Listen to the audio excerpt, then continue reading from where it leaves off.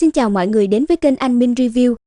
Cuối tập trước, nhận thấy Ngao Khô và Bạch Phượng cố ý kéo dài thời gian để đợi bằng ma hoàng đến, nên ba người Tần Vũ liền tiến nhập vào Khương Lan giới luôn. Ngay khi ba người vừa biến mất thì bằng ma hoàng cũng xuất hiện, nhìn Ngao Khô và Bạch Phượng bên dưới, hắn lạnh giọng hỏi, đám người Hắc Vũ đâu? Vì để cho ba người này chạy thoát, nên Ngao Khô và Bạch Phượng cũng không dám trốn tránh trách nhiệm, thế nên đành kể lại sự việc cho bằng ma hoàng nghe. Theo như lời hai người này nói, thì thực lực của ba huynh đệ Hắc Vũ rất mạnh, bọn họ đã cố gắng kéo dài thời gian, thế nhưng kế hoạch lại bị đối phương nhìn thấu nên đã trốn vào trong Thanh Vũ Tiên Phủ rồi. Biết được sự việc, bằng ma hoàng cũng không nói gì thêm, hắn lập tức dẫn người quay về Hoàng Thành luôn. Vừa về đến nơi, việc đầu tiên hắn làm là gọi Tông Quật đến, dạy dỗ cho một trận vì tội dám tự ý mang Bạch Hinh thả đi. Cuối cùng thì chốt một câu cảnh cáo là nếu lần sau còn để chuyện này xảy ra, mặc cho Tông Quật có được ưu ái thì hắn vẫn giết chết không tha. Xử lý xong Tông Quật, bằng ma hoàng liền quay sang Bạch Phượng nói với nàng đem công lực của Bạch Hinh cấm chế lại, rồi treo lên đỉnh Hoàng Sư Sơn, sau đó thông cáo với thiên hạ là 6 tháng sau sẽ công khai xử quyết Bạch Hinh.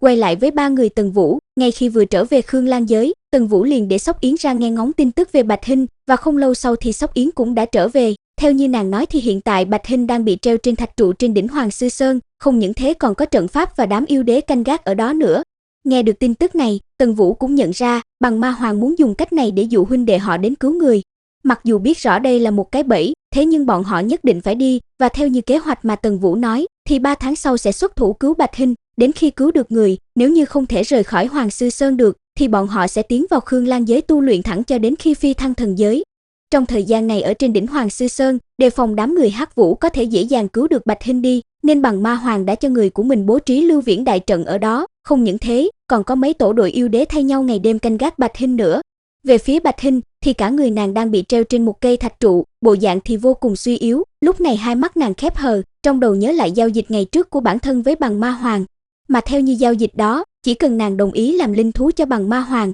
thì hắn sẽ tha mạng cho Hắc Vũ và Bạch Linh. Lúc đầu nàng còn do dự, không biết tại sao bằng ma hoàng lại nói như vậy, thế nhưng sau khi nghe hắn nói là Tần Vũ mới chính là người mà hắn muốn giết, còn truy sát Hắc Vũ trong khoảng thời gian vừa rồi cũng chỉ là để dụ Tần Vũ ra thôi, thì lúc đó nàng mới đồng ý vụ giao dịch này.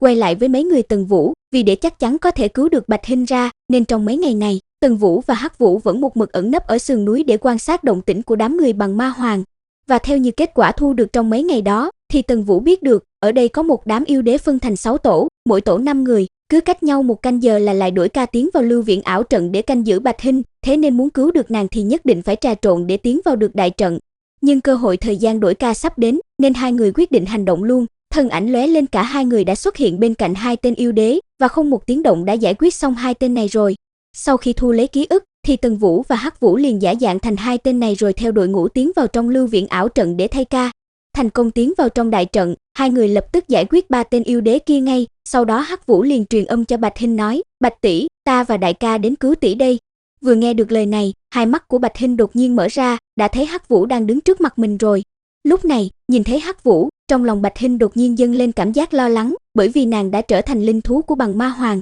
Chỉ sợ khi mà Hắc Vũ truyền âm cho nàng thì bằng ma hoàng đã biết được, nên nàng vội vàng mở miệng nói, tiểu Hắc, chạy mau, bằng ma hoàng sắp đến. Hắc Vũ nghe thế cũng không chút hoảng sợ, bởi vì lần này bọn họ lên kế hoạch rất kỹ, cho dù bị phát hiện thì bằng ma hoàng cũng phải mất một khoảng thời gian mới có thể chạy đến đây được. Thế là Hắc Vũ liền tiến lên chặt đứt xích sắt đang chói Bạch Hinh, thế nhưng ngay khi vừa cứu được Bạch Hinh, thì bằng ma hoàng và đám thủ hạ của hắn đã xuất hiện ở bên ngoài lưu viện ảo trận rồi. Thấy bằng ma hoàng xuất hiện làm cho Tần Vũ kinh hãi không thôi, hắn không biết kế hoạch này của mình sơ hở ở đâu, mà nhanh như vậy đã bị đối phương phát hiện. Thế nhưng Tần Vũ cũng không có lo lắng, cùng lắm thì trốn vào Khương Lan giới là xong, nhưng lúc này hắn rất muốn biết, tại sao bằng ma hoàng lại phát hiện được ra hành động của hắn. Ánh mắt nhìn đến phía bằng ma hoàng, Tần Vũ trầm giọng hỏi, bằng ma hoàng, tại sao ngươi lại phát hiện chúng ta ở đây mà triệu tập nhân thủ nhanh vậy? Bằng ma hoàng nghe vậy thì cũng không có trả lời Tần Vũ, ánh mắt nhìn Bạch Hinh cười lạnh nói, ta thấy ngươi rất vui khi gặp lại tên tiểu Hắc này nhỉ, hiện tại ta cho ngươi 10 hơi thở, có lời gì muốn nói với hắn thì nói nhanh lên.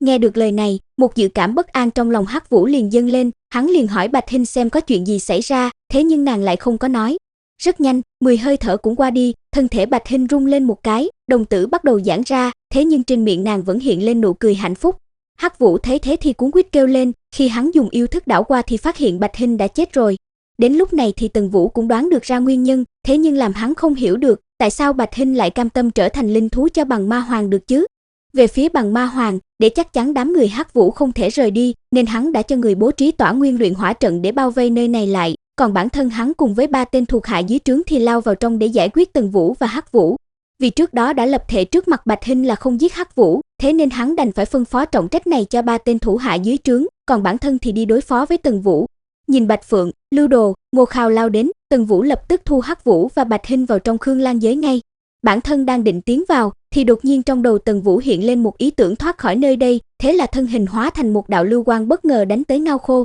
Đã có kinh nghiệm đối đầu với Tần Vũ lúc trước, nên Ngao Khô không dám chủ quan, làn nhà bổng trong tay mạnh mẽ đánh ra. Ngay sau đó, một tiếng ầm vang lên, đã thấy thân hình hai người bay ngược ra sau, nhưng làm Ngao Khô không hiểu là tại sao Tần Vũ lại không sử dụng một chỉ công kích mạnh nhất kia. Trong khi Ngao Khô còn đang nghi hoặc, thì theo phản lực bay ngược ra sau, lúc này Tần Vũ cũng tiếp cận được Bạch Phượng, chớp lấy cơ hội đó, phá không chỉ liền được hắn thi triển ra, trực tiếp đâm xuyên qua đan điền của Bạch Phượng, đem nguyên anh của nàng ta đánh nát. Một kích bất ngờ diệt sát Bạch Phượng, Tần Vũ đang định trốn vào trong Khương Lan giới, thì đúng lúc này công kích của Bằng Ma Hoàng cũng đánh lên người hắn, trấn cho thân thể hắn rơi thẳng xuống đỉnh Hoàng Sư Sơn, tạo thành một cái hố rất sâu. Mặc dù còn chưa hết bàng hoàng sau cái chết của Bạch Phượng, thế nhưng ngay khi Tần Vũ bị Bằng Ma Hoàng đánh cho trọng thương rơi xuống, thì cả đám yêu đế lập tức lao xuống bao vây Tần Vũ lại ngay, thế nhưng làm bọn họ kinh ngạc là thân thể của Tần Vũ lại không có ở đó.